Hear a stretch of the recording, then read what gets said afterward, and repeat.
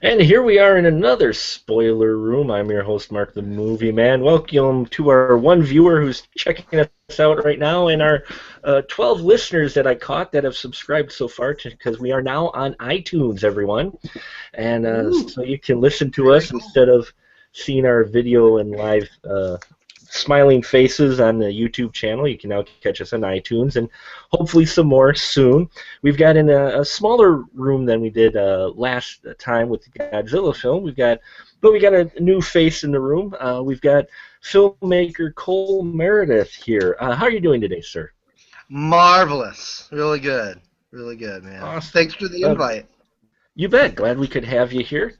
And then we have the lovely spoiler room diva Dawn. How are you? Just fine, thank you. You're welcome. The BFG himself, he is Glenn. How are you tonight, sir? Doing all right. All right. Playing it cool, Sheriff. You're not going to arrest me, are you? Do you have handcuffs? We'll talk later. And then finally, last but not least, Mr. Joe Caldwell. How are you doing, sir? Hello, everybody. How you doing? Here Good. to talk about B movies. Good. Yes, we are. We're here to talk about films that are so bad it's good. We may have a couple other people join us in the spoiler room as this podcast goes on. But we're going to dive right into it. We were sent our way by the lovely Dawn an article from Cracked.com that tells you about the 5 signs you're watching an awesome kind of bad film, a.k.a. the so bad it's good film. Now, we've all read it, or I hope we've all read it and kind of gone through this, and the guidelines, I think, the intention, I think on a whole it's not a bad article, but I think some of the points they make in here are a little bit off or needs some tweaking. So I think we're going to run down them right away. We'll run with number 5 here.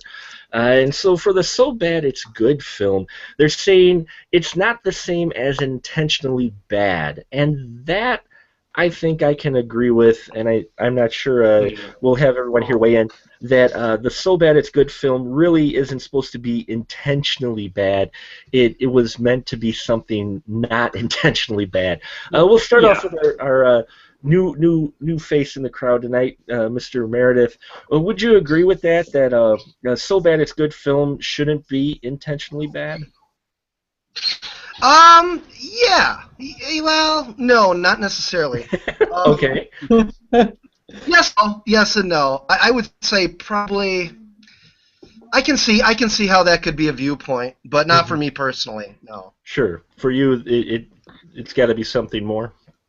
Yeah, I would say so. I mean, all the films on my list are a little bit more than that. Yeah, definitely. Yeah, they give description in here about the 1950s, how they used to come up with a title first and then the movie, and claiming that the Asylum is going that same route, which I can almost believe. Don? Yeah. Oh, go ahead, Joe. What are you going to say? No, go ahead, Don. That's fine. Go ahead, Don. I figured we'd just go down the list first. And then. I don't necessarily agree with that. Really? One of my movies was that when we get to that part, there's no way it was made to.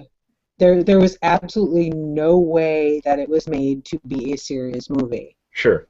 But and there is no way that it was unintentionally bad. Mm-hmm. So I just don't think that. I think that good bad movies can be intentionally bad. Mm-hmm. I think it's just a little harder to pull off. Sure. And Glenn, what about you, sir?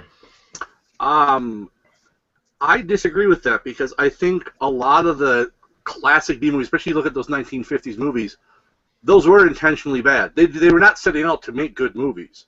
Exactly. They were setting out to make a good movie when they made a lot of those. I mean, some, yeah, obviously, but I don't think Roger Corman ever sets out to make a really good movie. He sets out to make a movie quick. Mm-hmm. You know, it's how can we make this faster and cheaper? And that's you don't do faster and cheaper if you're expecting to have high quality. Okay, and Joe, what about you, sir? What I think the high level B movies, the best of the best B movies, you know, they were made as series movies, and then people laughed at them when they came out, like The Room or something like that. You know what I mean? But I don't think like movies like The Taint or Father's Day, if you guys have seen those, they're like trauma movies. In trauma movies, you know, they know they're cheesy. They're still fun B movies technically, but I wouldn't consider that the high level B movie. I consider like a high level B movie, you know, one that was created to be serious and fell flat on its face, sort of. But Trauma is an excellent example. I mean, those are films that they know they're not making a fantastic film. They know they're not making an award-winning film by any means. But a number of the Trauma films are so bad it's good films. And, well, that's you know, and they knew going in. Right, and Lloyd Kaufman knows when you make Poultrygeist and you have a song about tossing someone's salad, you know you're not making a serious film. Or a good one. Or a good one. Yeah, no, Well, that's debatable. Some people really enjoy Poultrygeist and think it's so good it's bad. It's That's where I say like the really good ones are the ones that were intended to be serious. You know, like I've never even seen The Room, but I'm assuming that's how The Room was from what I've read. You know, the guy The Room to make a serious movie, and you know he fell flat on his face, and well, there's a few of those. And then after he fell flat on his face, supposedly he claimed, it was meant to be a dark romantic comedy. Yeah, like satire or something. Yeah, and everybody's like, sure. And he's cashing in on it, though. So. Oh, yeah. No, I think a classic example of those setting out to try to do something good is Ed Wood. Yes. Ed Wood was passionate about what he did. He thought he was making great stuff. Mm-hmm. Obviously, yes. they're not. But I still enjoy his stuff. I still find, and I think part of what makes his stuff fun is that some of that passion that he obviously had, I think, shines through. Sure. Yeah. Oh, yeah. Yeah, definitely. Which actually, that actually jumps him ahead to point number 2 on the list, which we can get to, or we can talk about it now. Is basically that the bad movie, so bad it's good film, should give you some insight into the creator's sanity. Yeah. And that I can agree with. Not the creator's insanity. Yeah. Insanity, yes. Yeah. And I can agree with, and it's what Glenn said, is that, I mean, Ed Wood really thought he was making, gold. That's why he was making good B movies, because he was doing it unironically. You know what I mean? Everybody now they do it. It's like I mean, The Taint, Father's Day, all that. Every movie that comes out is like it's intended to be ironic. Hobo with a Shotgun. Back then Ed Wood didn't know. Yeah, he really did know. But if you watch those films, they definitely give you insight to his sanity and where he comes from. I think the point with this number 2 where they said they should give you insight into the creator's insanity, they talk about Birdemic. And Birdemic, the first one was made on purpose to be a bad film. And that's been pretty much established from, not quite directly from the director, but well enough for everybody to pretty much say, yeah, he was purposely making a bad film. It was not an Ed Wood thing where he was, where he thought he was making a really good film when he wasn't. But they cite that in here as a film, it's supposed to be an innocent film where they thought they were making a good. He never thought he was making a good film with there's no way. I mean, Cole, have you seen Birdemic?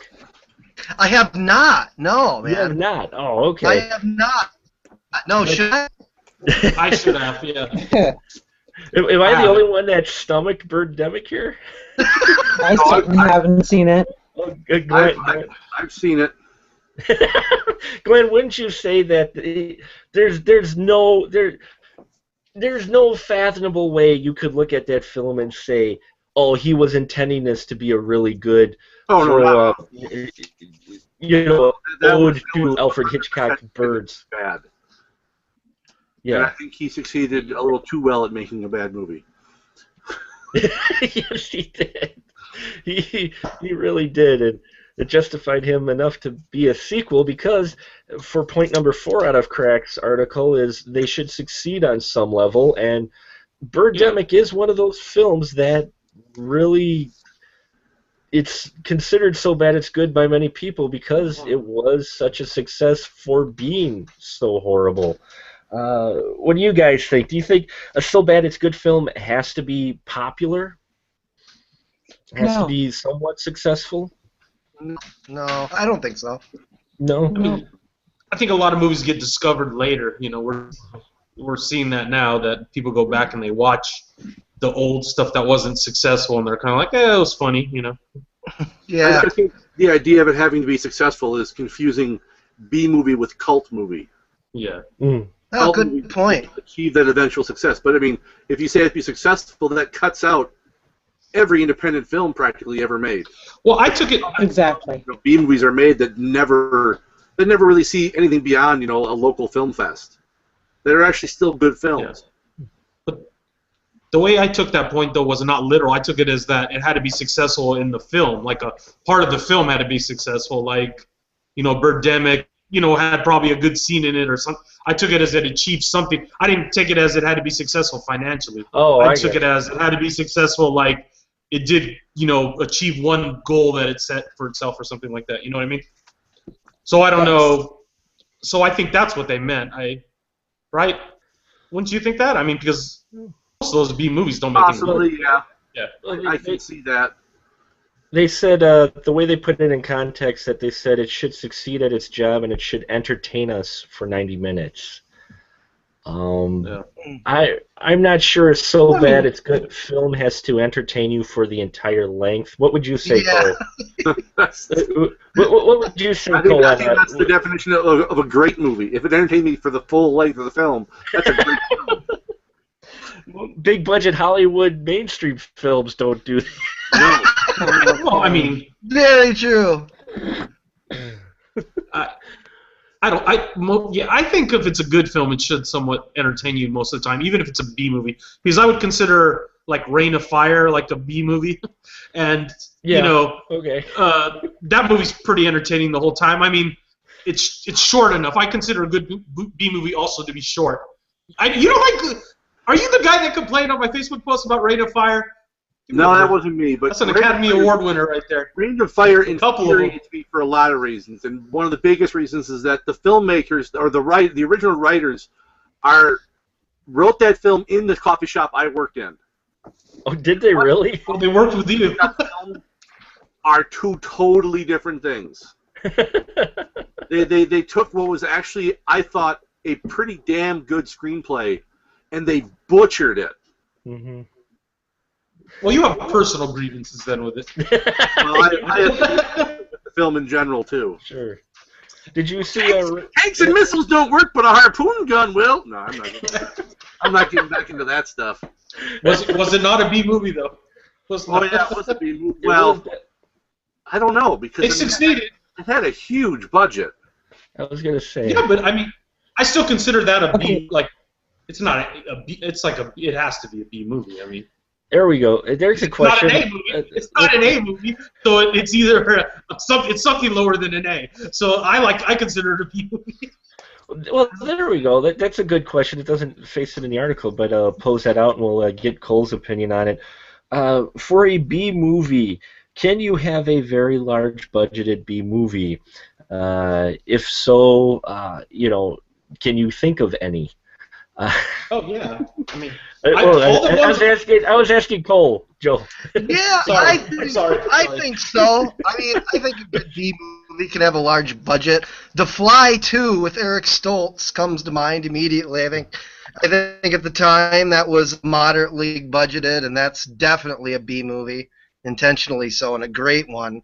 I don't know what the budget for Maximum Overdrive was, but I don't think it was small.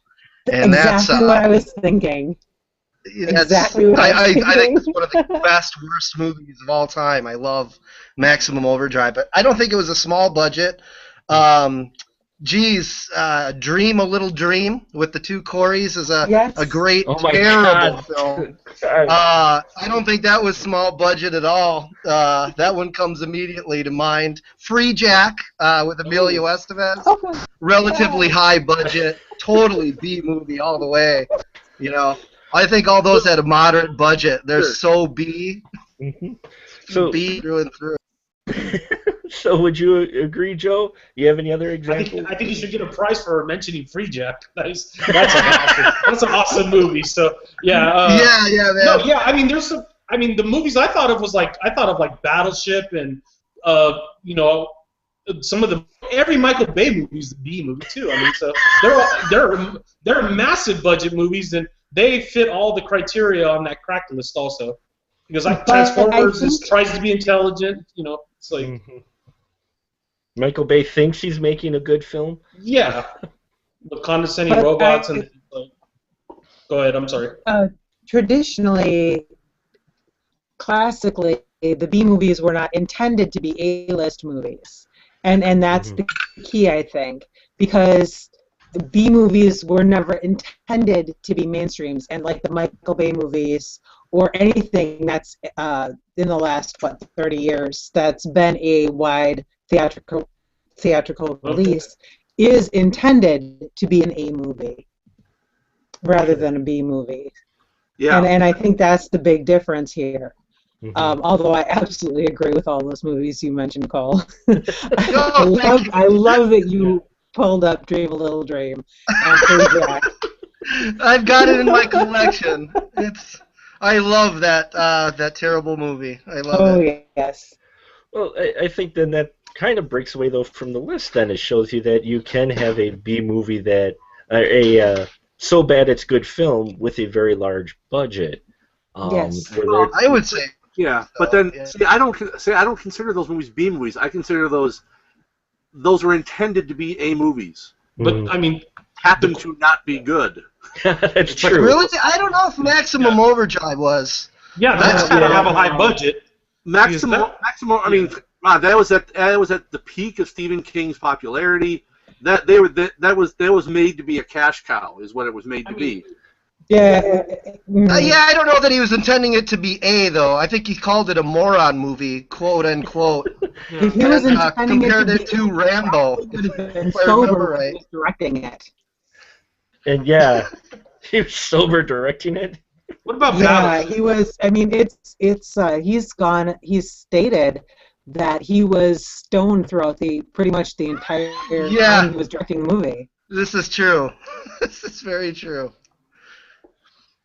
But Maximum Overdrive is the exception to the rule. And as far as Battleship, Too big of a big. movie. That movie sucked though. I mean, it's just it bad. fits the crack criteria. It fits the crack Bad. criteria. But it's not so bad it's good. It's just It bad.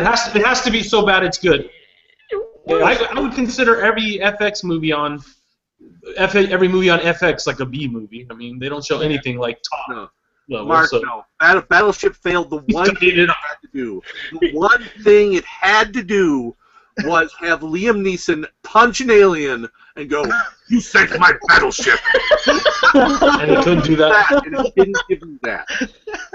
But it tried to be kind of like, yeah, I don't know. Okay, well, you fine. Okay, maybe Slam, not. Maybe slam not. another movie that I enjoy. Okay, that's all right. You know, I'm still paying for Battleship's zombie fun to ass, watch. so. Desensitized to this, Mark. What I want to know is before we get off this, I want to take control. But I want to know who No, what's up? between the independent filmmakers on this group here, when you only have like a few grand to make a movie, and you know the product can only be X amount of good, like, is the concept? I mean, do you have to just accept right away that you want to accept the B-ness of it, or do you try to like go for the A all the time? Depends on the script. Yeah, Depends I mean, on the idea.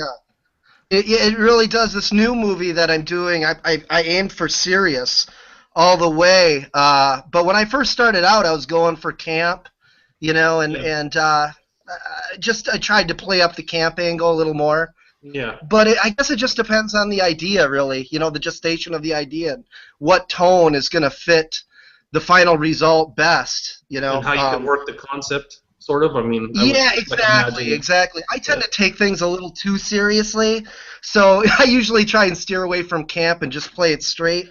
But man, I wish I could do camp a little better. I wish I could go into it with more of a sense of humor and know that some people may appreciate the cheapness level, you know. Yeah. But every effect, I personally floss the effects and try and get the most out of my $7,000, you know. Yeah, yeah. But that's I just always, me. I wonder when I watch a lot of short films and like things. I'm like, what was their like expectation going in versus the end result type thing, you know? Yeah, So yeah. that type of thing. I'm sorry. Go ahead, Mark. I'm sorry. No, that's quite all right, Joe. We're open here. You got questions? By all means, present them. I'm not like that at all. Glenn, what about you though? You did a Kickstarter recently, and Yeah. I think you've got to do with what works for your story, but I think also you have to do what works with your budget, because I think it's better to cut a corner than to aim for something big and fail horribly. Oh yeah. Look at some of the films where they obviously let someone's 8-year-old take care of the CG effects, because I think that's in today's movies. I think it's one of the worst things. Are some of the you'd be better off, man, just getting dude a puppet suit, and a rubber suit would look so better. And so some of the I cannot remember the name of this one where it was some space one, and the monster thing was like this blurry. I don't even know what it was supposed to be, but it just was. I mean, it was absolutely awful. It was beyond like it's like a ColecoVision barfed in an Atari. ColecoVision barfed out of Atari. Awesome. Wow, that's a visual that's gonna stick with me for a while. And that was like a 2010, 2011 movie.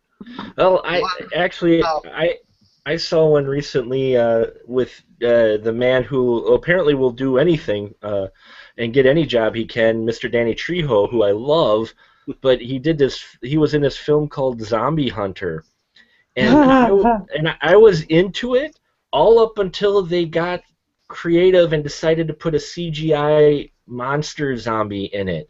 And it was at that point I was like, you lost me. You were doing fine with the practical zombie effects and some of the CGI blood, fine.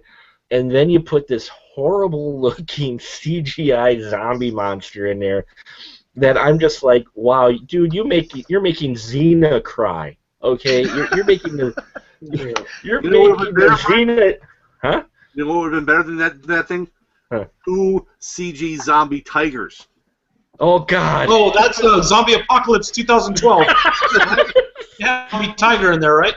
Yep. Yes, Zombie Apocalypse 2012, where they actually had me. I was kind of enjoying that film up until the last 3 minutes, and this is the spoiler room where we spoil movies here, folks. The last 3 minutes, out of nowhere, they didn't set it up. They didn't say, "Hey, there was a zoo," whatever. Just out of nowhere, these horrible CGI zombie tigers come out and nail Ving Rhames and his crew. For no reason. I mean, for no reason whatsoever. And I guess that would fit. I didn't think that film was, so good it's bad. It was all right, but that would fit in the number 3 category. That would fit in the number 3 category of this list, which was they should keep surprising us with their awfulness. And the scene they mentioned is where the giant shark comes out and eats the jet, which I think was just awesome in Mega Shark versus Giant Octopus. And then they played off of it again in Mega Shark versus Mecha Shark, where he was about to do that, and Mecha Shark came out and intercepted him. But what about that? Do you think that the So Bad It's Good films is it supposed to be like a snowball effect to where it starts off a little bad and then it just seems to be progressively getting worse and just surprise you with just like one of those, they thought that looked good when you're looking at it. That's open up for anybody. Do Do you think a So Bad It's Good film should have that? No. Does it? No. No. Does it need that? I think when it. No. I think when it has that, it reaches a point where, like, you know, that now they're not even trying. It reaches that point where you're like, they just said, well, you know, let's just have a zombie tiger here. Well, And it's like they ran out of ideas, and they're just like going through a dictionary. What do we get? We got octopus. All right, throw an octopus in here now. Give it a machine gun. Actually, that sounds fun. That sounds fun. I'd love to see an octopus with a machine gun. God. Well, Glenn, you saw Birdemic. I think Birdemic's a classic example. One of those to where number of people say it's so bad it's good. I still debate on that, but where it just randomly, it's like at the exact halfway mark when we finally get the bird attack, and it's so awful that it's just like, and then the film gets worse from that. And Yep. some people consider that film so bad it's good. I thought it was all right as long as you have alcohol involved and you have a number of people with you to, you know, but that is a film that roller coasters and gets worse as it goes along. But I didn't find it more entertaining as it got worse. I found to get it a little tiresome after a while. Well, actually, I'm going to go back to some of the film jerk stuff we did with the witchcraft movies, where it's like, great, you made naked women boring for me. Thank you, film. yeah. The thing is, you can do things badly, and it can be funny, but you do things badly too much, it becomes. Yeah, I agree with that 100% because it's like I said, if you use it as a spice like nudity and like sex, that's fine, because especially if it's like horror, because it's kind of funny. But like when you resort to it as like a main ingredient, it just like shows a lack of, unless it's like a soft core or something, it shows a lack of skill, I think. Sure. Initiative or lack of trying. Like even when the slasher goes too far into it, the slasher films go too far into it, I always think it's just like, it just shows like weakness, I think, of the, you know what I mean? It should have a little bit, but not too much, yeah. Sure. But whatever. Sorry, yeah. No, I follow what point you have, and I guess the final point they have in here is it should teach you a lesson, and their basic angle on that, from what I picked up on, was that it should make you appreciate the stuff that you see in the theaters a little bit better, because you know just how bad a film could be. And weird. It's a weird point. It is, but that's what he said. It said the worst shit I see is the stuff they is supposed to be good. Yeah, it said good bad movies teach us to appreciate qualities in movies that were formerly invisible, like appreciating sound mixing better, and we might laugh at the wooden performance or two in a blockbuster, but we don't realize just how good most of the actors in the movies are until we watch a film like The Room. Sure, the last Hobbit movie kind of sucked, but at least no one got hit in the face with a boom mic. And you know what? Movies that so good bad it's good for me. A movie that's so bad it's good for me. I don't think it needs to teach me, that some of the movies I see in the theater, even if they are bad, could be a lot worse. Because I think there's a line there. And I was talking to someone about this the other day, because someone asked me how can I watch some of these low-budget independent films and review them like I do. And I go, well, and then I go and pan a somewhat bad film that was in the big screen, and I go, well, the person who made the bad independent film that I actually enjoyed had about a budget of $3,000.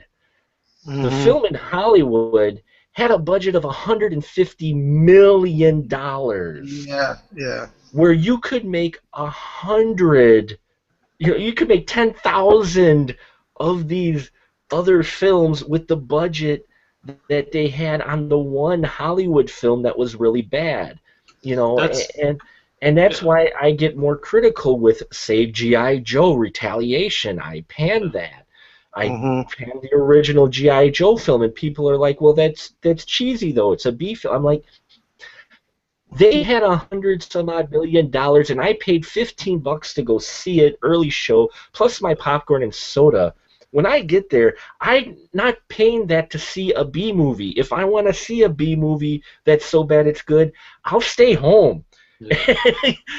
And I'll stick in my Plan 9 from Outer Space, and that's what frustrates me. And so their point that, well, the B movies make you appreciate the Hollywood films a little better. At least that's the gist I got from that. Maybe I'm wrong. You guys can tell me. But for me, I'm like, no, the B movie should be just entertaining. It doesn't need to teach me a lesson because I know what I'm watching. I recognize that I'm watching a B movie film.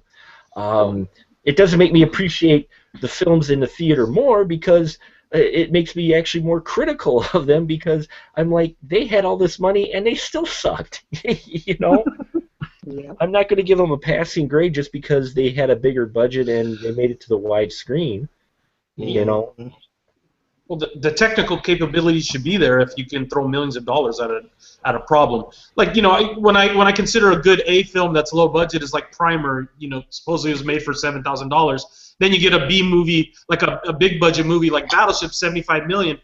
It's great sound. I mean, the effects look good, blah blah. But there's nothing there. You know what I mean? To me, that's where I guess the difference is between B movies. Because even if a movie has a low budget, I would still consider it like a movie, you know what I mean? Like Jugface. I was talking about someone with that movie today, how they changed the name to Pit, the Pit for Europe, and I was like, that is so freaking lame. That's a good movie. You're disgracing that movie by calling it The Pit, because now it sounds like the $5 Walmart movie. Jugface was a perfectly good name for that freaking movie, and I don't know. That just I'm of the, if they, like as you said, Battleship, $75 million. Should have spent 76 and hired a writer. Yeah, exactly. Yeah, I mean, that's what I mean. It's like they still couldn't get it done with that much money. It's like they threw $75 million at a problem, and then there's guys making Mike Flanagan or whatever who made Absentia for $75,000. I mean, that's a way better movie. It's like so. So I think no, it's okay. But I think we all agree that while I understand where they're coming from with their perspective on this list at Cracked. I think if someone reads it, they should read it, but with the understanding that there are a lot more exceptions, especially for those of us who do watch a lot of B movies. We look at the examples and stuff in this list, and I think we can all say that there are a lot more exceptions than it leads you to believe to their guidelines. I'm not saying the writer's completely off. I'm just saying that their perspective, I think, from what I get, it felt to me, the person who wrote this, it felt to me like the person had watched a lot of the popular recent B movies that are so bad it's good because a lot of people were saying, hey, these movies are so bad it's good. I mean, that's just a feeling I get, some of the examples in that. I don't think the person really has dug into and seen movies like the screener that I just got one for, which is Naked Zombie Girl, or I got that one. Or I got another. I got a screener for the Biker Warrior Babe versus the Zombie Babies from Hell. I'm looking forward to watching those. So I think there's a lot of exceptions to the rules to this list. Though it is an interesting article, and it's interesting that someone was able to try to lay it out like that. But I just, if people do read it, I think they should just go into it realizing there are a lot of exceptions to it. Yeah. And it might be a good starting point for those who maybe are looking for so bad it's good films. But they keep citing Asylum, and yet Asylum came out with Sharknado, which there you go. It's a movie that it meets all those guidelines there that it has because but at the same time it's intentionally bad though. I don't understand how the first one on that one says it can't be intentionally bad, but those are intentionally bad. It goes against its own. Yeah. No, you think Sharknado was made intentionally bad? Oh, come on. Either that or very clever. The person came up with a very clever idea. I mean, a tornado made of sharks, But yeah, I think that was a bad idea. If they were saying. So speaking of films that are so bad it's good, Joe posted a list of 100 B movies, and there were a number of them I think missing from the list, and there's some good ones on here. But I had asked you guys if you could possibly think of one of your favorite so bad it's good films, and I was wondering, did it show up on the list of 100 best films? Dawn, let's start with you. Oh, definitely not. No. uh, yeah. What was those- your I- one of your I felt what there was one of your not favorite? a lot of. Just one? Well, no more. I'm gonna go with the Tell me. obvious, even though I Mhm. want to go with my favorite. Okay. Even though I really want to go with my favorite, I'm going to go with the obvious. Evil Dead, the original Evil Dead. Yes. I was surprised the Evil Dead did not make that It's- list of 100. And the thing is, as Glenn had said earlier, it has moved into that cult status.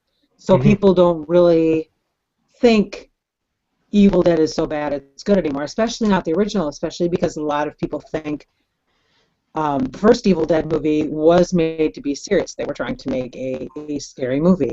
The second one was definitely intentionally bad. Sure. I mean, they knew what they had and they completely ran with it.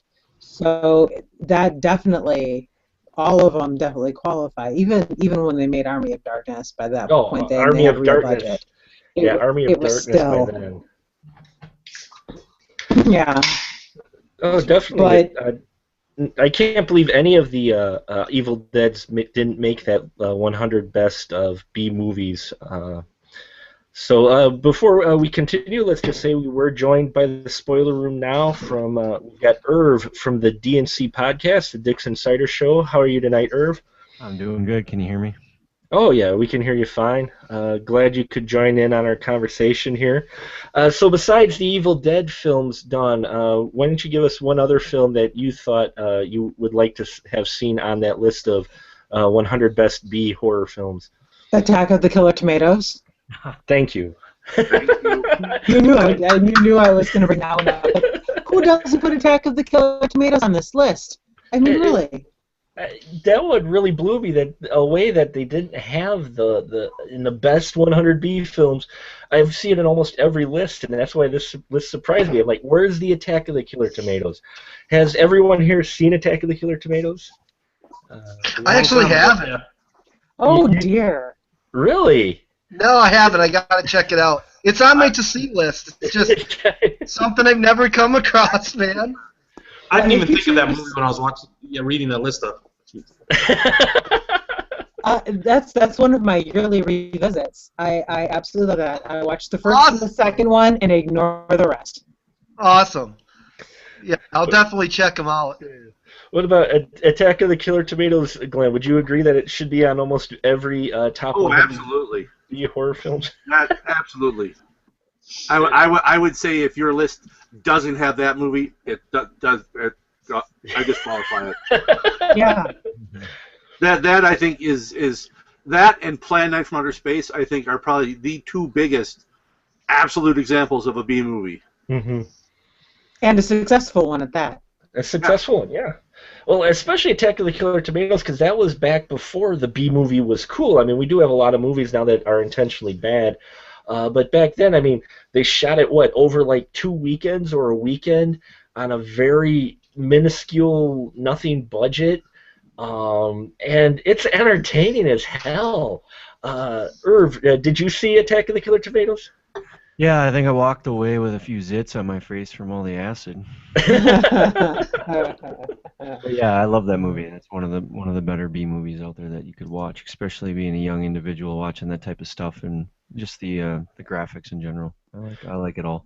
First time I saw it was on Elvira's movie macabre show, Saturday night, 10 o'clock.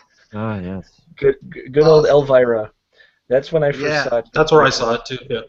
And then right after I heard about it, I went and we rented it a week later. My dad and I did from the video store because we wanted to see it without the commercial breaks and that. And That film, oh, I love that. That was just like a staple for so long. Would always watch Attack of the Killer Tomatoes, and yeah, it just surprised me that that wasn't on this list. Let's go down. Glenn, did you look at the list at all? The 100 B movies. I did. Do you Yeah. have one? Do you have one that's a favorite of yours that didn't make the list? Well, Dawn already took one of the. Well, actually, she took two of them. She took Attack of the Killer Tomatoes and Evil Dead. Galaxy of Terror. Yes. That is probably one of my all-time favorites as far as sci-fi in general and just sci-fi horror. Just a fantastic B movie, and I absolutely love that movie. And there's just, I don't know, the thing is, there's a lot of horror that I think really fits into the whole B movie genre. Look at a lot of the early work of Dario Argento. Mm-hmm. I would consider a lot of that stuff B movie type stuff. I don't think a favorite of mine when I was a kid. I don't think it was on the list. Was Amazing Colossal Man on the list? No, it was not. No. I love. I Drinking mean, Man. as a kid, I loved that movie. I mean, it's bad, but it was, it's for a movie made in 1957 or 58 or whenever it was. It's just one I love that one. Mm-hmm. So, yeah, There was a lot that I think that was not on this, and there are films on here I don't think belong on here. right. Mm-hmm. Well, I would agree. Joe, what about you on that list of 100? Would you say there a film or two that you enjoy that's so bad it's good that was missing? Let me I mean, I can't think of anything off the top of my head to tell you the truth. I mean, I have a different impression, I guess, of a B movie. I don't know. I guess I don't know. I'm dumb, I guess. I don't know. No, not at all. I'm lost. I'm kind of lost in the. I'm like in the. I thought just a B movie was one that didn't achieve being an A, so I'm kind of like, that's a lot of movies. And Feast is on this list.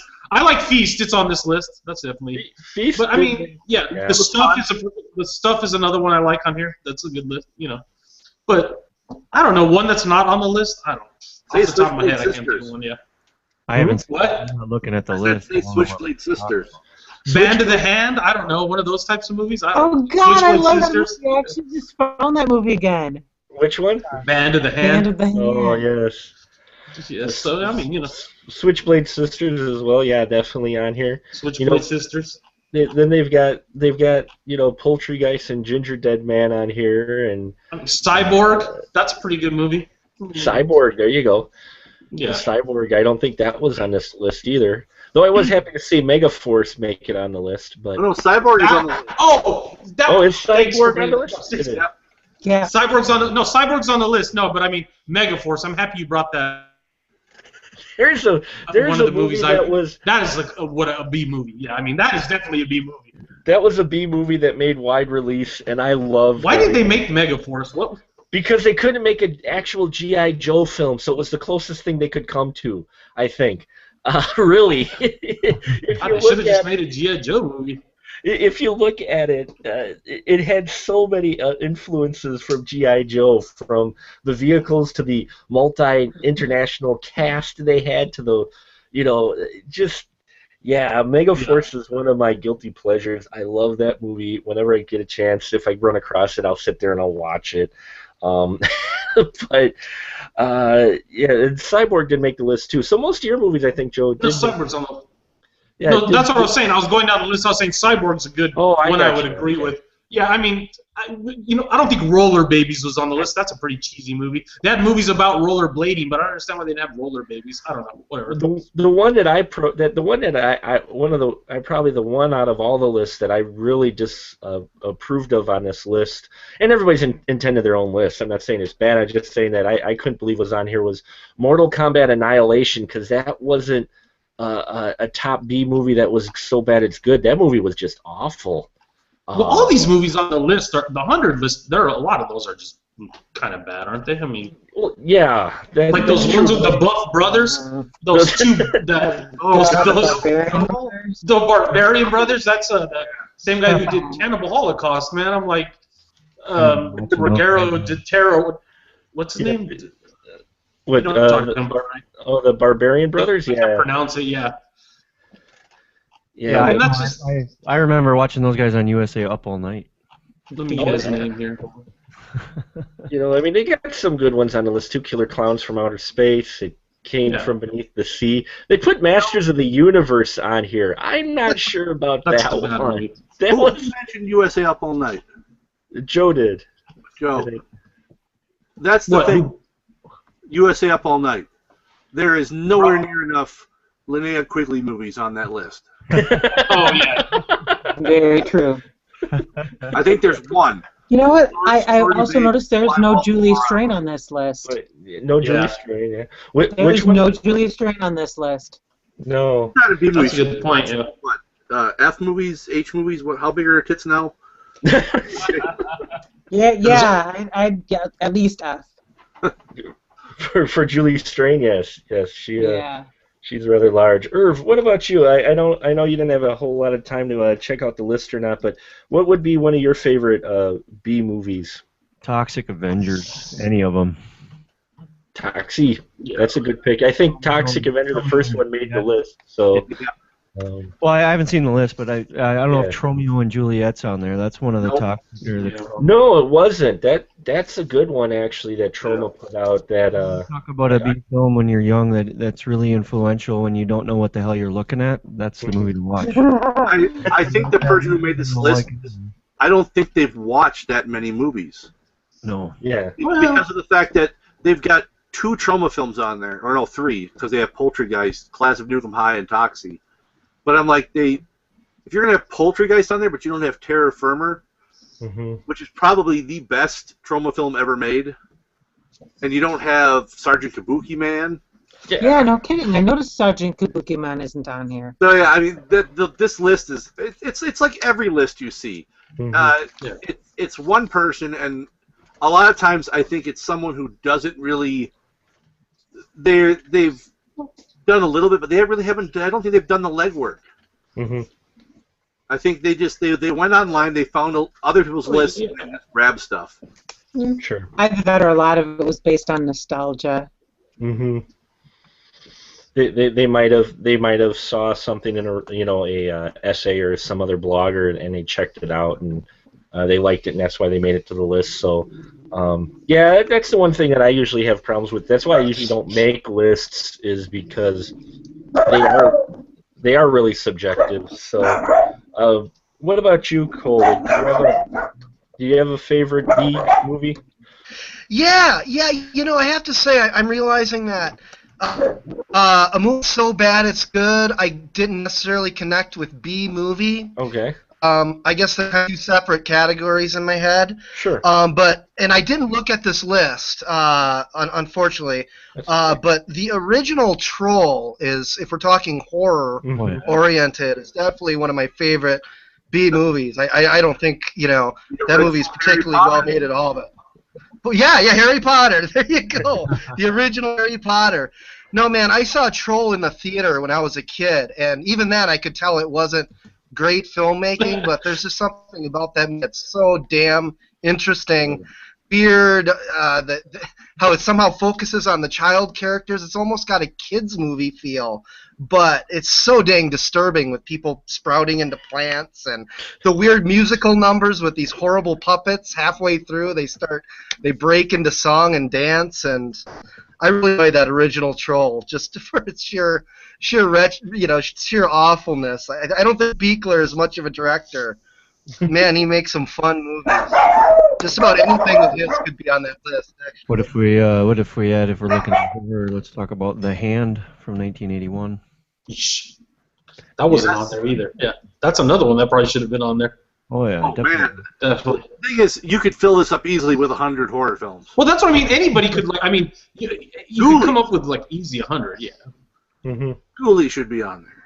Ghoulies. Oh, there you go. Ghoulies. There you go. Yeah. Ghoulies, Hobgoblin, Black Roses. Hobgoblin was on there. I don't think Black Roses was on there, though, which is a shame, because there's a movie. There's one where... Have any of you seen Black Roses? Oh, yeah. Big. That's the metal one, right? It's like the metal... Yeah, it's the demonic metal band Yeah, I haven't seen it, but I gotta see it. Yeah. that corrupts the youth of a small town. That's kind of cool. Yeah, it was. Well, that was all back during the whole heavy metal is bad for you and it's going to turn you into Satan. Chipper Gore. Yeah, Marcy. This movie proves that it does. And this movie proves that it does. It was. Yeah, but it was one of those movies when you walk into the VHS shop and the cover grabbed you right away, and of course you're going to grab it because of the artwork, and that's something a lot of even B movies have over even the famous movies or the A movies, if you want to call it, is the art design on the cover that grabs the actual watcher. So I give B movie credits more on the outside than they do the inside sometimes. Yeah. They spend more of their budget on the poster than they do on the movie. Yeah. Yeah. I mean, go ahead, Joe. By the criteria we're using now, I mean, most of the movies I watch are B movies, so mostly the ones I like are B movies. I mean, Beyond the Black Rainbow, all the recent ones I've even watched. I mean, you guys are mentioning some of the older ones, but all the recent ones, I mean, there's a million of them, Blood Junkie, Blood this, Yeah. Bobo with the Shotgun. So I think the older ones that weren't intentionally, probably like The Hand and stuff, weren't intentionally, probably quite intended to be so bad, yeah. Right. Like the Grindhouse movies, the Grindhouse movies are intended to be, shotgun stripper leg or whatever, and it's like. Well, Grindhouse term. Actually, I saw this discussion the other day. They're talking about this Grindhouse term. There wasn't Grindhouse movies themselves. Actually, the way we use that term Grindhouse now to describe a film like that actually derives because of the Robert Rodriguez Quentin Tarantino film Grindhouse, which had two films that would be shown in a grindhouse, because porn would be shown in a grindhouse, as well as what we consider B movies, low budget, low grade films, Switchblade Sisters, But they would just play them back to back to back to back, right? I mean, they would. That's where the name came from, right? Yeah. So. Right, and they would be a grindhouse because It was a grind. Like they'd grind these movies out, So, but you're right. It's the term grindhouse is really become synonymous with that supposed where you've got the guy who gives the really low voice and he came from hell and she came from heaven, but when they came together it was an explosion. I mean, stuff like that. That's become now synonymous with the term grindhouse when all it really is a B movie. I mean, and intentional ones can still be fun. Like, I enjoyed Machete, and Machete was a big budgeted B movie. And I love. How about Mars Attacks? Mars Attacks is another one. Yeah. Sure. How about what was it? Deep Blue Sea. Deep Blue Sea? Deep Blue Sea with the sharks, man. That's got to be a B movie. When Sam Jackson's giving his speech and the shark comes, and this is spoiler room, so shark comes behind him and just rips him right in the middle of his speech. I was like, that was some good writing right there. Best part of that movie. Sharks, they were intelligent sharks, Mark. They were smart enough to trap them in their underwater lab. Yes. Intelligent sharks, yes. Sharks are a staple of B movies, obviously. That's one thing that is a fact. No matter what your view on B movies is, sharks are a big part of them. And I gotta say, whenever I watch a shark movie, there's always part of me that says, every time I see a helicopter, did the pilot of the helicopter not see the fucking movie Jaws? No, okay. Shark will eat it. Sharks eat helicopters. When you guys were talking about the shark movie from Asylum where he ate a plane, I was like, Jaws that before frickin'... Because I was talking to this guy one time that wrote a book about Jaws or something, and I was like, I like Jaws too, and he's all, Jaws ate a shark in that movie. I mean, Jaws ate a helicopter in that movie, and I was like, what the hell? I was like, and I didn't think of it like that, and then, you think about it like that, it's probably a bad movie. Good old Jaws 4, where it flies faster than, where Jaws swims faster than a helicopter and a plane, Yep. And he knows exactly where the family is going to be. And he pops up just God, that movie was Jaws 4, he was he could time travel. He obviously got forward and went on to what would it be like, Travelocity to find out where they booked their and then time traveled sort of in the past to get there before them because he killed like 3 people before they even arrived. Yeah. He got there like a full day before them, which means I think they flew on the Wright brothers plane if it took them that long to get there. Yeah, and then when he gets stabbed at the end, and yes, this is the spoiler room, when he gets stabbed at the end there, he sounds like a He-Man shark. I don't get that. That's a movie really that was Jaws 4 was really just bad. That wasn't even so bad it's good. That was just it was just bad. terrible, man. Well, Jaws And the 3 thing- had 3D, right? I mean, Jaws 3 was the 3D one, right? Yeah. Jaws 3 That was wasn't much 3D. better. No. Who sat through that in the theater? Come on, you guys, right?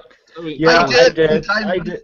I sat If through the you theater. can track down the Rob Schraub version of Jaws 4, Oh yes. not a good movie, and it's disturbing, but it's better than the original Jaws 4.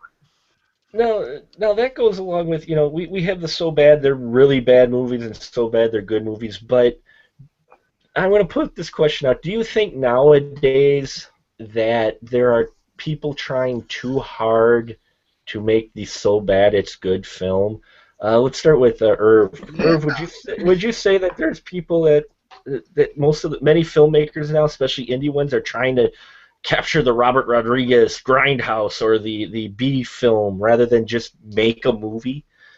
I think nowadays there's so much influence on all these new and up and coming directors and writers and producers of movies that, yeah, they are influenced by people like Quentin Tarantino and Rodriguez, and even if you go back, like Oliver Stone and some of the stuff he's done, but I think it's actually tarnishing the whole creation aspect of what's really happening because you really aren't getting anybody out there with anything original. It's always an homage to something from the past. Sharknado, I mean, I don't know. Some things are just flukes. I don't understand why things even make it. But I do think though that there's more influence by the 80s and 90s on everything that's happening nowadays.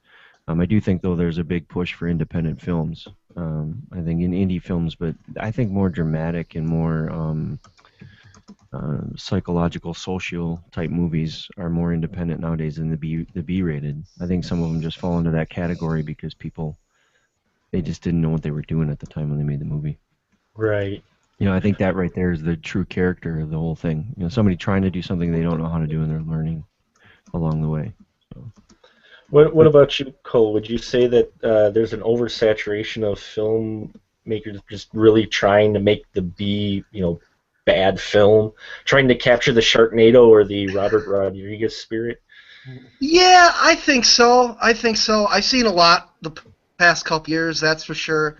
We just watched Hobo with a Shotgun, which is, I mean, I'm still digesting it. It was just so but then, just tell it's just like that film wouldn't have been made 10 years ago. It's part of this whole trend to be self-referential and somewhat satirical and overly violent, and I think that has its place. But I've seen a lot the past couple years. Perhaps too many, and a lot of them aren't that memorable, unfortunately, in the way that a good Quentin Tarantino movie is, Sure. And even that, I would say, I would never put down Tarantino. He's so talented, but I do think some of his films, it's like, well, come on, dude, it's almost like if people would back a little, it's almost like fan fiction sometimes. It's like, I don't know. I just think, maybe people should start taking themselves a little bit more seriously again and taking their art more seriously, and it would be good for independent films especially, I think. So I would say Tarantino takes himself a little less seriously at times. Ah, gotcha. I can dig it. I mean, Death Proof. Death Proof could be 25 minutes shorter, and it goes from being a fun movie to a brilliant movie. Mm-hmm. I think. Yeah. I think he's just overindulgent. I was having this conversation last night with a guy about Django. I was like, I like Django, but just Quentin Tarantino's so overindulgent. I mean, and that kind of plays to both of what I think both of you are saying. You know, it's like fan fiction a little bit because it's just so like played up. And then like you said, he could edit it down. Damn it, it's like your dialogue. You don't have to put yourself in the movie. You know, it's just so self-indulgent. I like the movie; it was entertaining, but it's just so like after a while. He has that habit too, where he comes up with some joke that he has to cram into the movie, and he'll spend 15, 20 minutes setting up some joke of some kind. Yeah. Or just some scene that really does nothing for the film. Yeah, like the scene with the hoods, the clan in Django Unchained. Was probably like that 10, scene in Django Unchained, the whole meeting the Mexican or whatever pimp in Kill Bill 2. Just really don't add anything to the story and just actually just take up space. Yeah, he and. They captured the spirit, though, I think, of the B movie fairly well with the Grindhouse pick. It's just that, absolutely. Everybody, I think, because I love both of them, but I do agree, Death Proof, you could trim that and make it just brilliant rather than entertaining, because it does seem to get a little long, especially, getting through considering you basically have two halves that are fairly unrelated to each other, pretty much. Yeah. But the one thing, when you look at the movies like Death Proof and you talk about Quentin Tarantino, if you were to take out the main name actors that he has in them and actually put somebody in that's a no name, will those films actually be what they are? Well, exactly. Yeah, I mean, that's they'd be shit. Separate being a B to an A-rated film in general. I mean, if you take out all the known actors in all the movies he's ever done after the first two that he's ever done, that right there puts it above and beyond everything already. So let's take some people right off the street. Let's do a Terminator 2 and pull somebody out of a tree and make them act. Well, I could have done with Mr. Furlong having some acting lessons before he dove into Terminator 2, but that's okay. But I'd rather see that happen in a B film. But the thing is, Tarantino did do that in his early films. True Romance was one of Brad Pitt's very first roles. Yes. Mm-hmm. So he has done that. He has pulled people off the street. I agree that I think that if you're going to do a film like a Machete film or whatnot, while it's entertaining and kind of ha-ha that they shove so many stars into it, and what surprises me is they get so many stars to be in these films.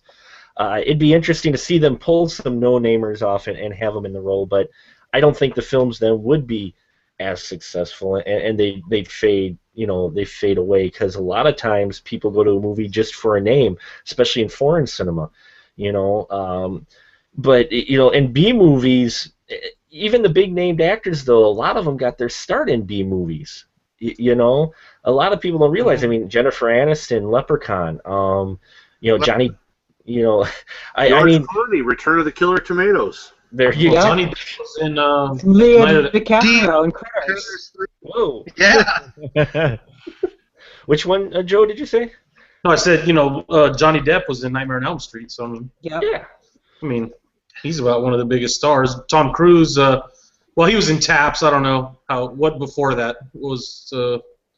What was he in before that? But he started pretty low too. I mean, they all start low. I mean, Hanks was too. So I mean, and he's on that list. He's in that Dungeon Dragons movie. Oh, Mazes and Monsters. Mazes and Monsters. It's not even a B movie. That's just that's a made for TV movie, wasn't it? Pretty much a made for TV based off of a bad book. Don't play D&D. So what you go play D&D. Like I was like, I wanted to go play D&D after I found out, you can become possessed by a fucking demon and shit. Yeah. I was like, oh. I think though it's tough now though, because you look at the market and you've got so many indie filmmakers that feel, I don't know if they feel the pressure that they have to make it that way so their film gets noticed. Yeah. But I would rather a filmmaker just make a film, and if it happens to be a so bad it's good film, more power to you. There you go. At least your film is something, rather than force it to be a so bad it's good film. Yeah. I mean, there's nothing wrong. Is marketing itself like that. There's nothing wrong though. Too. Don't get me wrong. There's nothing wrong with someone who just wants to make a campy film. That's fine. Yeah. It's just the fact that everybody's doing it. Yeah. I don't mind if a filmmaker wants to do that, but everybody seems to feel the need to do that. And well, I wonder if it's because of those kind of films might appear to be achievable. Nobody wants to make the next Poltergeist or the next 2001. Yeah, they don't want to make something big and epic. They don't want to make Hobbit. God, I can't believe I just said that. I mean, Lord of the Rings. That's more epic. Anyway, making something like Sharknado, which obviously was successful, sadly, does appear to be a more achievable thing that they potentially could do better. And I think that's because of companies like The Asylum, because of Troma, because of Full Moon Features, because of Lionsgate.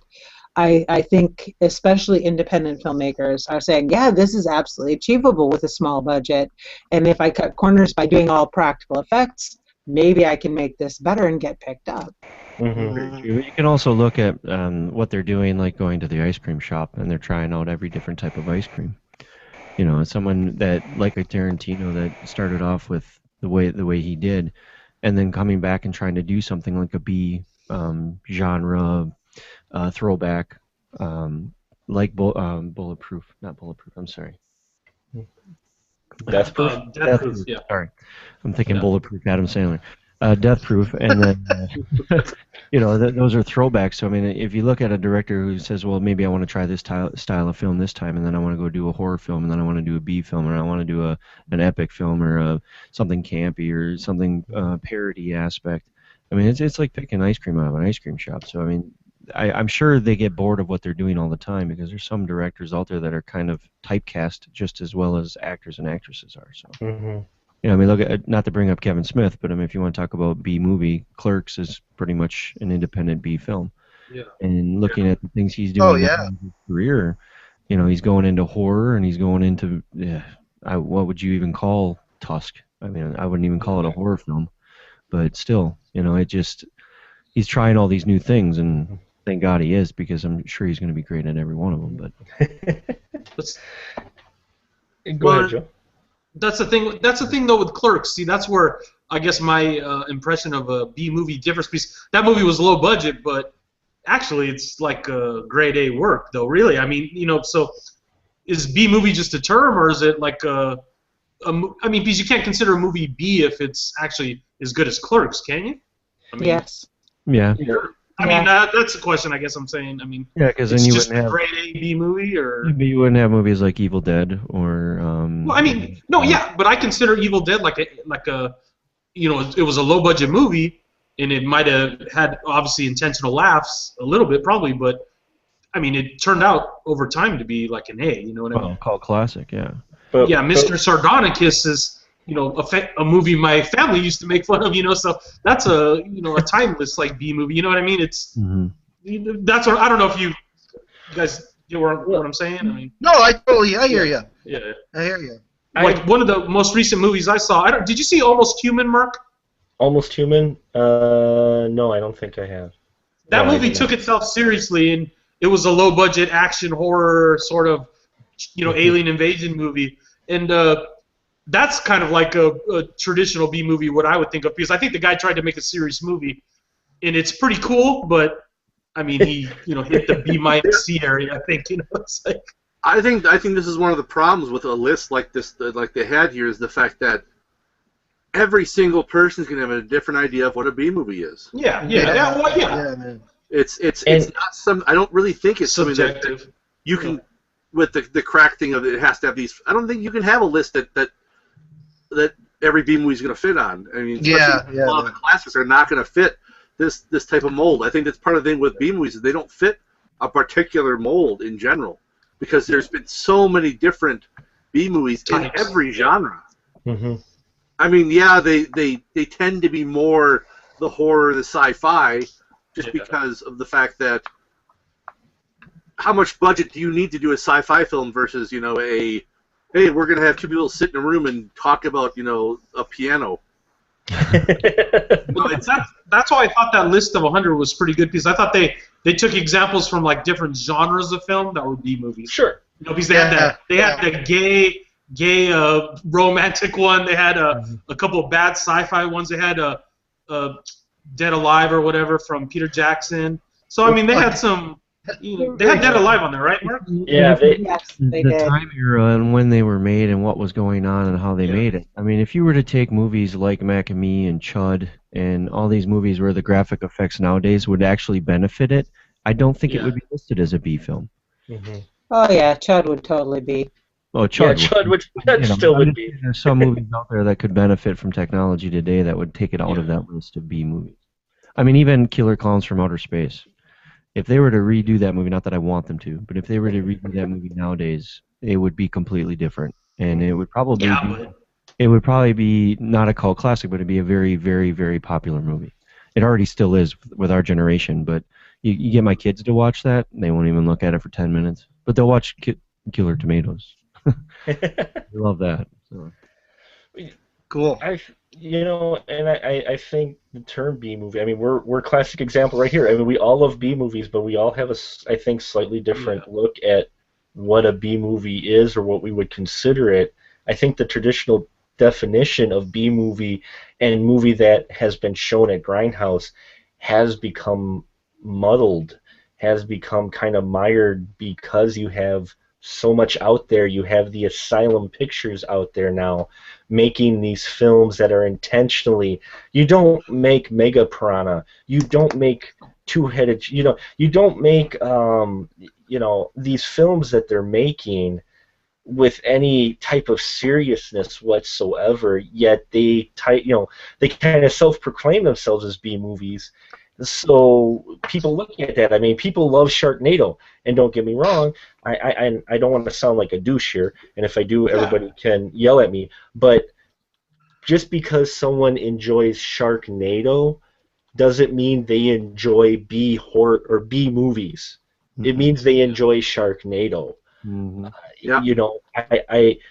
Everybody got on a Sharknado bandwagon. Everybody loves Sharknado and merchandise, and I got a kick out of it. I found it funny that so many of the general public that somehow they found just the right formula to where it took off. But I'm like, have you seen the other Asylum Picture films? Have you seen the Mega Piranhas? Have you seen the Mega Sharks versus Mecha Sharks? Have you seen have you watched Battle in the Forbidden Zone? What is that? Cherry 2000, Tank Girl. Have you watched? If you watched those and you go, yeah, I can see the appeal. I kind of enjoyed it. Then I could almost agree that yes, you like B movies, but just because you like Sharknado doesn't mean you're into B movies, or just because, and I'm going to get flamed for this somewhere, I'm sure, just because you like Walking Dead does not mean you like zombie movies. Yeah. Very true. Good point, Mark. Preach it. I can't agree with you more. Oh my God. Yes. And I'm not trying to slam anyone. It's great that you love that, but I don't want people out there to think, well, I like Sharknado, so all the B movies, this is a B movie, I enjoy it, so these other B movies must, because I don't want people to be disappointed. Just like someone who enjoys Walking Dead, this is Walking Dead, I like this, I like a lot of zombie films, I'm going to check these out. I'm like, that's great, just don't expect Walking Dead. Expect I don't know. CGI. Expect that you might get good writing. If you saw someone that just like had only watched Walking Dead and you showed them a good-ass copy of Day of the Dead, they'd probably be like, yeah, there's a lot of zombies in this compared to the average Walking Dead show, They probably like it, actually, so they might be like find it, like a treat or something. So Right. Yeah, but Yeah, that's the true test too. Is you hand them something. Well, if you like this, then maybe you should try to watch this. And if they come back and go, I absolutely hate that, then you're really not the fan. yeah, like watch the Zombie.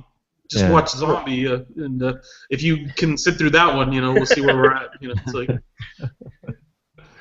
watch. Yeah.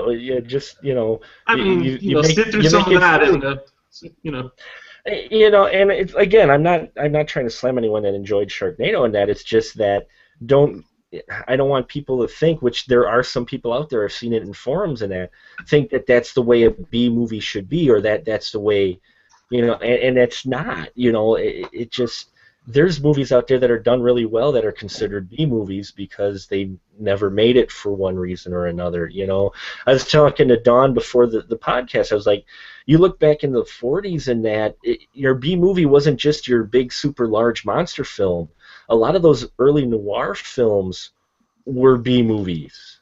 I mean, they were done cheap. They cranked them out based off of a pulp story or whatnot, but there by no means were, those were B movies as well. And it's not just horror and sci-fi like Joe was saying. It or like does Abel span- Ferrara, like Bad Lieutenant. That's kind of like a B. Sure. Yeah, Ba- yeah. Mhm.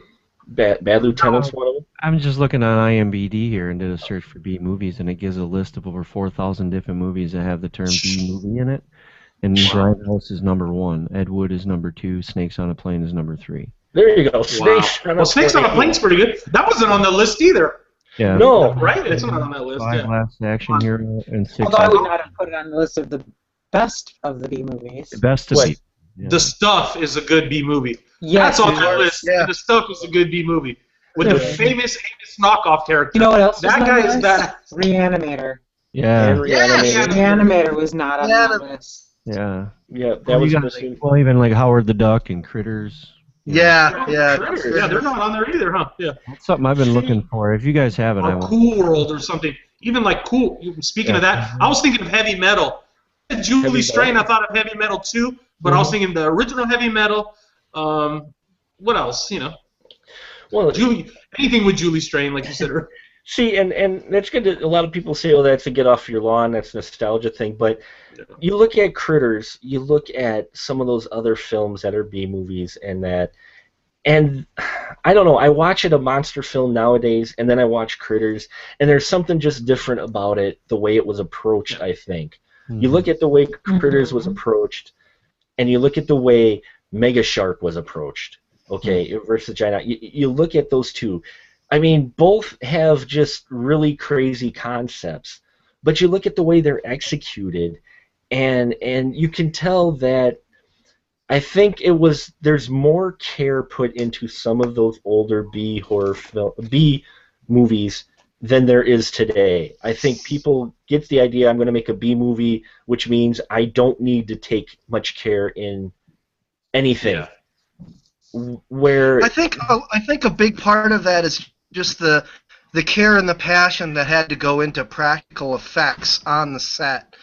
I think it changes the whole atmosphere of the set. I mean, if you're working on green screen, prepping for CG to be done at a later time, Yeah. I don't think that integrity is going to translate in the final product. I mean, you see people working on the set of Critters or Gremlins or something like that. They're working their tails off, and they believe in what they do. They're up all night. They've been known to fall asleep standing up. It's just not that way with something like the. Yeah. Digital. Yeah, like Critters. If you look at, I mean, even on this list is Friday the 13th Part 7.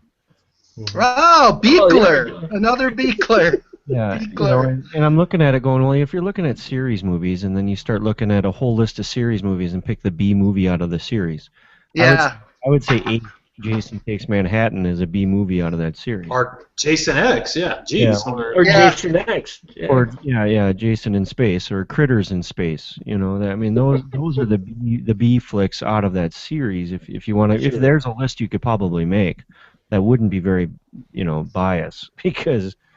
I mean, there's always one shit-ass fucking movie in a series. Yeah. Or, that's or 13. so subjective. Or It's like, 13. Or Or there's Blood Rain. Or there's Blood Rain. Oh God. That's In the Name of the that's King. Jeez. Oh, I saw In the Name of the King 3. They made 3 of them. That's what made me think of it. I felt your pain. I was like, I saw the first one. The only one that liked it was my 6-year-old. I couldn't get through the first one. I had to sit. I kind of had to sit through it. It was like a mission, but yeah, yeah. Whew. I watched the first one. I'm like, oh, it's so sad that Burt Reynolds has Alzheimer's now. Yes. I can't think of another reason why he would be in that film. Was Money. Tom Baker in the first one too? Who? No, Ray Liotta was in there. Ray Liotta was Ray Liotta, that's what I was thinking. I'm sorry. I couldn't get I past know. that. I know Tom Yeah, Baker was in I some understand, man. bad fantasy. He was in one of the D&D movies. Oh, that's Yeah, what he it was in that Yes. Dungeons and Dragons. Well, Jeremy Yeah, Irons is one of those too, right? Yeah. God. See, Yeah, and same one. There we go. We've mentioned a bunch of films that got wide release that are horrible, that are B-movies that are bad. That's what I was saying. The thing with the Hobo with the Shotgun, he mentioned he's still digesting it. That's a bad B movie that was intentional, but there is some craftsmanship in that movie, and then there is also that one-upmanship in that movie also, where it at the end it kind of takes that extra jump to the next level of just pushing the badness. You know what I'm talking about, Mark? When they bring in the plague and you see the list and they killed like Lincoln and shit like that, and it's just like, what the hell is going on now? I was like, this movie went there. They have like tentacles, and I was just like, that one blows me away. That's the thing. I actually think that making a good campy movie like a Hobo with a Shotgun, or one of my favorites for the last couple of years is Manborg. Yes. Making a good campy film like that is, I think, just as hard as making an actual good movie. Because you are, and I think in some ways it's even harder because you're on such a slippery slope of just letting it go and just becoming, just throw everything in there and just not, and it's that point of the, hey, fart jokes are funny, and then just having 300 fart jokes in a movie. Or like, let's make a digital, shark. I mean, it's a freaking computer that's doing it all, basically. Let's say what it really is, you know what I mean? They bought a software suite, and they made 40 freaking movies on it. I mean, there's no craftsmanship, at least with the practical effects, there's a level of craftsmanship involved, and it's like, that's something you can't get away from. All those things that are made, there's this convention I go to, they have a miniature critter there all the time. It's the coolest freaking thing. I mean, it used to scare my kid. It's like a 1.5 feet tall, and it's like, you could just see when something's three-dimensional, how much more, and I mean, it might not always look as good as like the best computer graphics, but there's, that's like a one-of-a-kind art piece right there, that's running around. It goes back to, I think, the care taken in it, with the difference between the more modern B horror and the popular now B horror, or the B movie in general, and the B movies that we may have grown up with, or that started the trend of B movies, is the care, and CGI takes away some of that sweat that you put into it. I mean, look at Manborg. Manborg, I found hilarious. And they had more practical effects in there than the last 3 Asylum films combined, because they had some they actually did stop motion animation in Manborg, and they had green screen stuff in there as well. But I mean, the effort, like you said, the effort that went into it to make sure that they didn't go too far and that they didn't leave out details or get lazy on something where they could have, because, well, we're making a bad movie, I can get lazy. They didn't, and so they made a good bad film. Let's say his name, Steven Kostansky is the guy that made Manborg. I mean, he's like effects artist, but I mean, you could tell the love was put in that movie. I mean, definitely. He's worked on a lot of bigger movies. He worked on Father's Day, which was another B movie, so he did the effects for that movie. So, did you see that one, Glenn? Did you see Father's Day? I have not seen Father's Day yet. It's on my list. Talking about the one with Robin Williams? No, the trauma one. It's a horror film. Okay. I want to say something to you. There's part of it, I think, now in today's day and age that I think. So Sharknado, many people consider that a success by Asylum. I don't. As far as a film goes, as far as a B movie goes, I think it was it was something that I think would have been fine as a 10-minute gag film.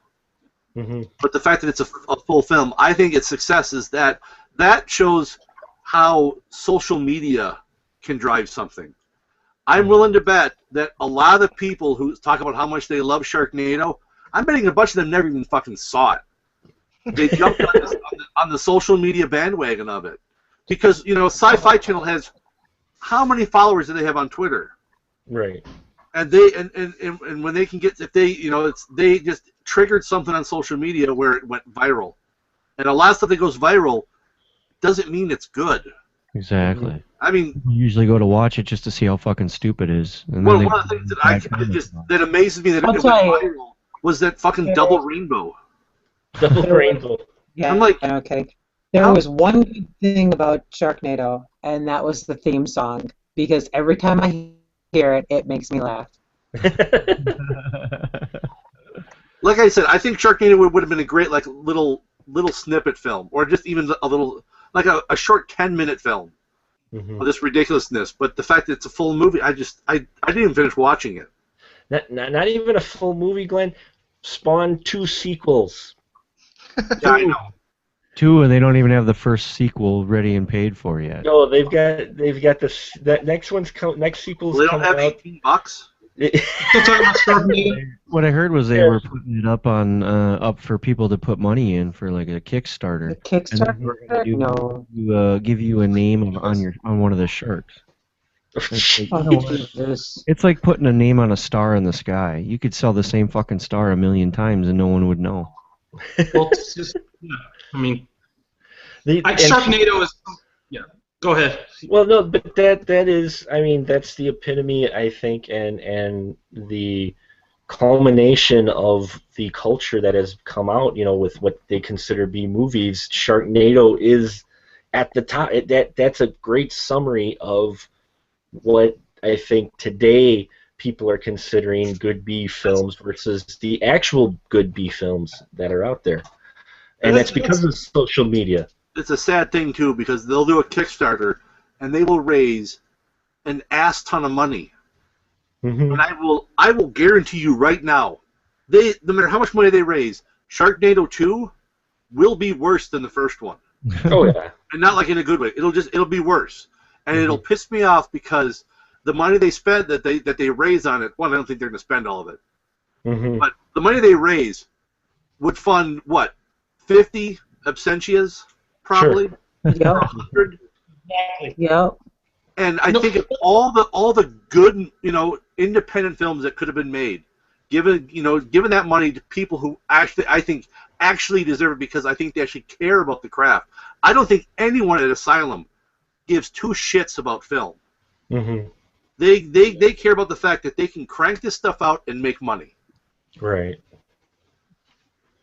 So, And then in 10 years, they'll produce like an Oscar winner. You know, they'll go underwater for a while and they'll be like, oh, that Asylum money went to produce like, you know, some Oscar winner. Yeah, the Sharknado thing with me is I don't want to sound pretentious, all that, but I'm never gonna fucking watch that movie. Bullshit. I'm calling bullshit on that movie. I'm not watching it. I watch a lot of bad movies, but I'm gonna stay away from that one piece. It's like Glenn said, it's all a bunch of fucking media hype. That's a bunch of bullshit. I'll watch 100 bad movies from other guys that made movies because, like he said, you know, they deserve to be watched better than that piece of shit.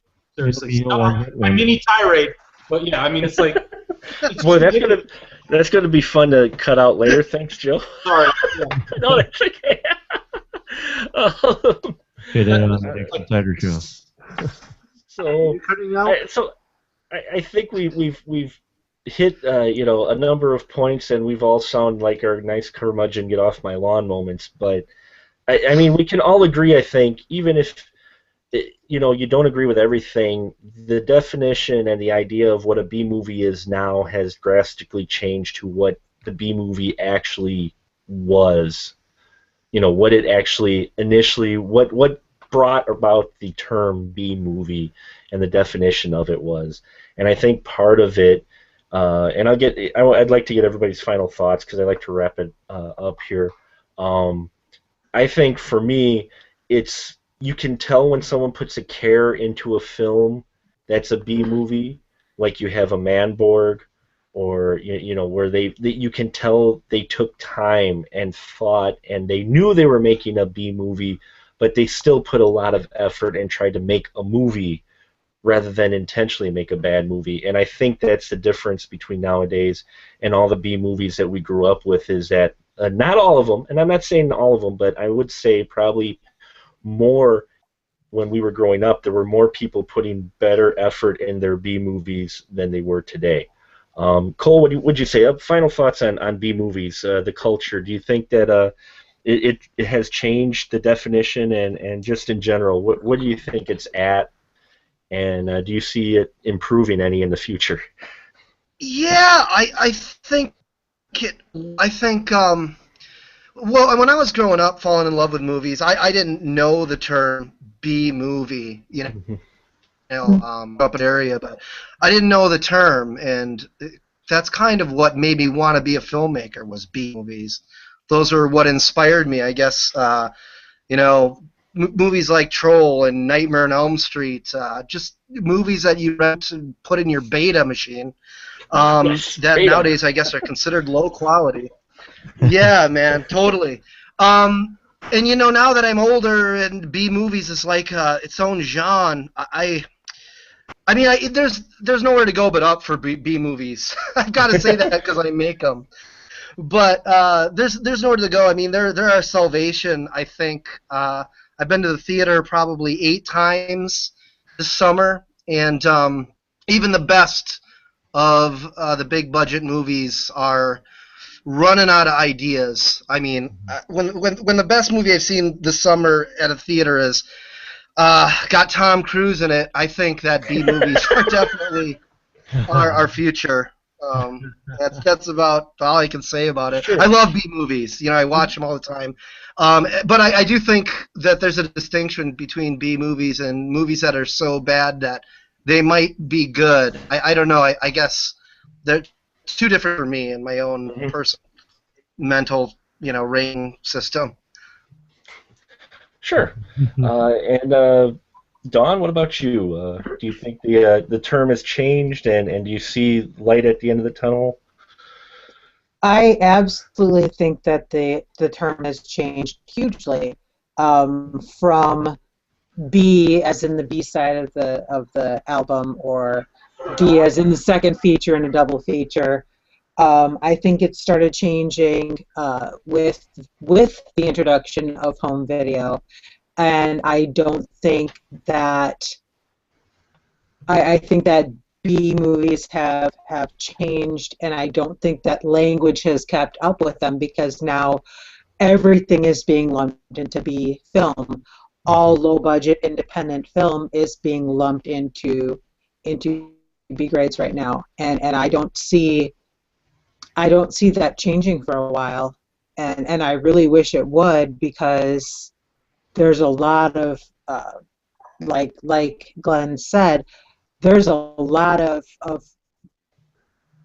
asylum-like companies out there just cranking crap out and not caring about the craft, where there's independent filmmakers who really deserve the chance and the money to be funded to create a project that they truly have passion for, and who care about what they're making, rather than just Right. something that should have been a music video and not a movie. Nice. Irv, what about you, sir? Well, where do I start? Like a Nazi, I believe actors, actresses, directors, and movie enthusiasts are going to segregate the real B movie from those fake B movies, and eventually we're going to all be discriminative in that matter of fact, because there are, like you said, there are movies that are that people put in a lot of effort into to make it the way they are. And then there's those movies that get lucky, like Sharknado, that get lucky on the drop of a dime, that something just happens and everybody wants to enjoy it. But I do think that the term B movie has been lost, as in almost everything that lasts for time. The real meaning of it always changes. So I'm going to keep enjoying B movies. I'm going to keep enjoying the ones I really love, and I'm always looking for those that are similar to the ones I like and love. And I really don't care. I mean, I know I'm going to see them. I know I'm going to see good ones, and I know I'm going to see bad ones, but those good ones are going to last. And that's what I'm looking for. It's like the long strange trip. I'm looking for it. So. Glenn? Well, first of all, I just have to say, the next time I'm super pissed off about something, I'm calling Irv because his voice is so soothing. All right. Not always. No, I know, not always. Right now it is. I've heard him when he's not been, but I definitely think B-movies have drastically changed. I mean, a big part is the fact that you go to the early days of B-movies in like the 50s and 60s, it was still, for the most part, those were still studio films. Mm-hmm. It's not just some dude in Iowa picking up a camera and making a movie. Mm-hmm. I mean, people didn't have the equipment to do that type of stuff. I mean, and then I think you then entered into like the 60s and 70s, you got into some of the exploitation, but you also got into like the Hammer films where I think the B-movie evolved a bit, where they were still B films, but I think there was a little more effort and care put into a lot of the stuff that was coming out. And then you get into the era we have now. Well, actually, you get in the 80s, the late 70s, early 80s with the video boom, where again I think it went more towards the 50s, where it was just a lot of it was the how many films can we make, where it was it was more that Hollywood machine. It was this filmmaking machine, and now we've come again where you had the success of some independent people who are like dude, I've got my little camera, I've got 5 friends, we're going to make a movie, and something hit big, and now you've got tons of studios trying to copy that. Mm-hmm. Because they're like, well, we can crank out a film for, they spent $6,000. Well, we can spend $100,000. Yeah. And turn it into $5 million, and that's fucking awesome. Mm-hmm. And I think the B movie is going to continuously change. It's always going to be changing. Mm-hmm. Especially as technology changes. I imagine, I'm just thinking like 15, 20 years from now, effects like you see like in a movie like Avatar, some 14 is going to be able to do on his home computer. And I think so much of it keeps changing because the technology is making, I think in some ways it's closing some of that gap. Mm-hmm. You don't have to spend $5 million, or $50 million to have a good picture and good sound. So if you can get a good script in there, boom, you've got a good movie. And that's right on, man. And I think the thing is you're going to start seeing what would have been a B movie today is still technically going to be an independent film, but it would in no way be considered a B movie by most people because it'd be a really good film because you'd have all the quality elements of a big budget picture, but you won't need the big budget anymore. Mm-hmm. You'll be able to do that stuff. Hell, you'll probably be able to film a high quality film on your freaking phone. Yeah. You can. Yeah, people do that now. I mean, but I'm talking like you're gonna have. Oh, really? You're gonna have like your iPhone 74, which actually that's only like 2 years from now. So whatever. You're gonna have your little iPhone is gonna be able to shoot stuff that the freaking best high-end cameras are doing now. I knew that was something that you can buy for $199. I know you're trying to close it up, Mark, but I want to interject on something you said. There is a point though too where a B movie no longer is a B movie. Yeah. So that term B movie is got to be a very loose term when you're talking about certain movies, because when you take a movie like Rocky Horror Picture Show, something that was a B movie originally is now a cult classic. I mean, it's changed terms throughout its history, and I think that term B movie, I think that needs to be reinvented. Honestly, I really think we need to get away from saying B movie, and we really should talk about what it really is at that point, and keep it with that from the history of it. Because if it's a horror or a genre type piece, I think it should stay with it. But the B term is a very loose term now that you think about it. Yeah. Well, I mean, we've proved that tonight, definitely, with everybody's slightly definition of it, which is why I wanted to do this, because even though we all watch B movies, well, would be thrown in the category of B movies. We all have a kind of different, I think, perspective of these films and what we expect from them. Joe, what about you? Do you think it's changed, the B movie culture? It's changed since you first got into them, and do you see any hope in the future? Any hope? Yeah, there's hope. But I mean, yeah, I just think the definition has changed because, like they said before, the B movies used to be just the lower quality studio movies. I'm sure, in the 50s and 60s.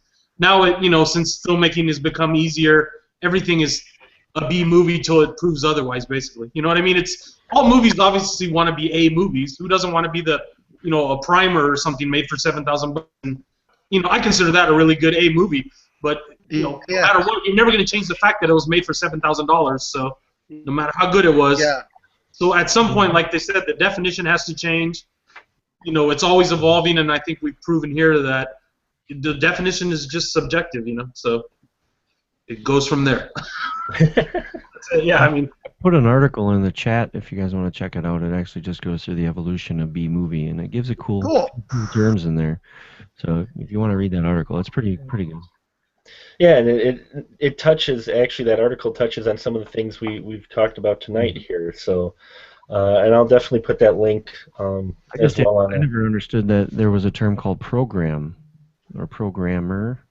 Oh, programmer. That's between A and B. Yeah. A and B. Yeah.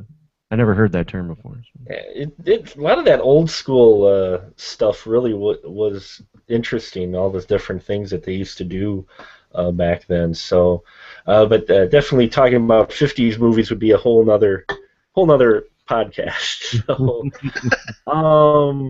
So thanks, guys. This is exactly what I wanted. I kind of wanted it because I knew we would get different ideas, different perspectives, different perceptions of these lists that were shared by both Joe and by Dawn. Thank you very much for bringing those because it did kind of spark the idea. Dawn had the idea of kind of wanting to talk about it, and I was like, yeah, it'd be interesting to see. I always want to talk about B movies. Who doesn't, right? We do different episodes.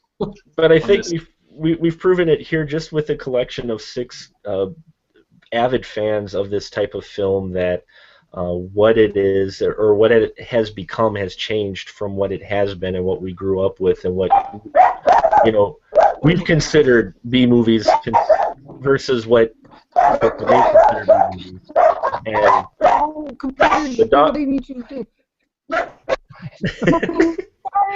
and it's okay. And I just think that it'll be interesting to see in 10 years what's considered a B movie. And I say 10 years because everything moves just so fast nowadays and evolves so much quicker. I would really be interested to see what people in 10 years consider a B movie because I think you're going to see more independently created stuff. I think the studios are going to fall, which is another podcast in itself. But I really think that I think custom programming in that is going to evolve and be even bigger because, like Glenn said, soon you'll be able to do the 3D, 4K movie, with your phone. You'll be doing the 60 frames a second, 48 frames a second with your phone, and that's going to change how studios, I think, approach things and how what the culture of the B movie is going to be. So I have hope for it. I just feel bad that it's been muddled from what it used to be because of all the Asylum pictures, and I guess we'll just have to see. But I want to close it out here quick. Let's start with Cole. Cole, where can people catch your stuff at?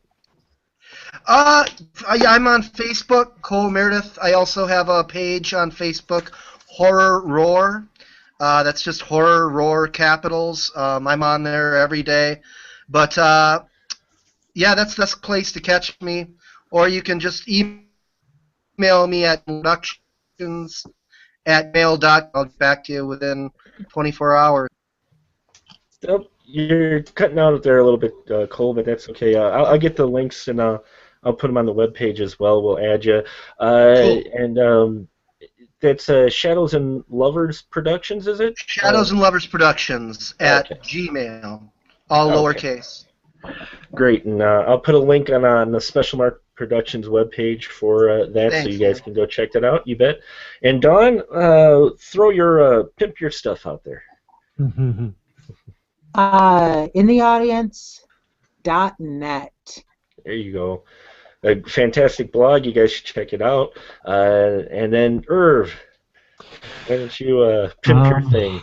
All right, you can go check me and my fellow family members on Dixon Cider Show at DixonCiderShow.com. I'm also part of the Pod Gods Network and now part of the Clutch and Wiggle live radio show, as well as pretty soon we will be live with another radio show out of Vegas. Wow, nice. Congratulations. And Glenn, go ahead, pimp your stuff, man. You got stuff. You can find me on YouTube at the B Movie Bunker. You can also find me under Naked Hobo Productions, formerly Naked Hobo Pictures. We figured people are slightly more likely to click on something called Naked Hobo Productions as opposed to Naked Hobo Pictures. We You are, never we know. are You might get a lot of hits like that. the wrong hits. The wrong- We are producing. The hope is to do 2 shorts this summer. One is called Prey. The other one is Handy. We're hoping to shoot those actually in a couple of weeks. Just scouted out location today, and it's absolutely perfect. So now it comes down to all the prep work that we got to still do, including casting one of the most significant roles, which has been an absolute chore so far. But yeah, hopefully looking at those and probably premiering. At the very least, we'll get at least one of them done. They'll be premiering this fall, probably at the Oshkosh Horror Film Festival. Well, if you're auditioning for Handy, I use my hand quite a bit. Yeah. Just kidding. Righty or lefty? Both. Both. Ambidextrous. You need to do a And I rewrite. own a flashlight. Time to rewrite the script. And Mr. Caldwell, why don't you plug your stuff, sir, please? I got my pimp myself. Let me see. I have a YouTube channel where I review pretty much all B movies called Caldwell 3, CAUWEL 3. So if you type that in the search engine, and then Cool. my newest thing is foundfootageflix.com. So, and Dawn was nice enough to do a review there. So for The Last Exorcism, so you can check that out at foundfootageflix.com. Cool. A website completely devoted to the found footage genre, which has grown by leaps and bounds since the 1B movie hit the big screen, which was the Blair Witch Project. So, yeah, definitely check it out. Some really cool articles there. And then my stuff, well, you can catch me on my YouTube channel, Special Mark, youtube.com/Special Mark. I'm also on WeLiveFilm.com. There's a link there. I host a segment called Horror Thursdays, where I bring low-budget and big-budget films to lots of people.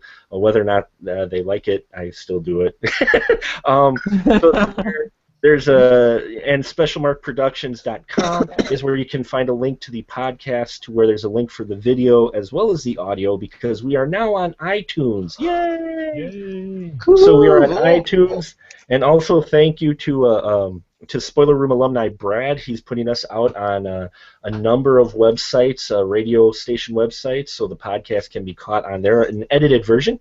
But nonetheless, we really appreciate that, and appreciate all the listeners that we actually have, and appreciate the few people who have chimed in tonight and jumped into the room and listened to us babble about B-horror films. And I want to thank everybody here for joining me again. As always, this is a lot of fun, very interesting conversation, and I always learn something new and come away with something different, which is all I ask for from these. So thank you so much for joining us. And remember, folks, with the Spoiler Room, the movies may be spoiled, but the discussion is always fresh.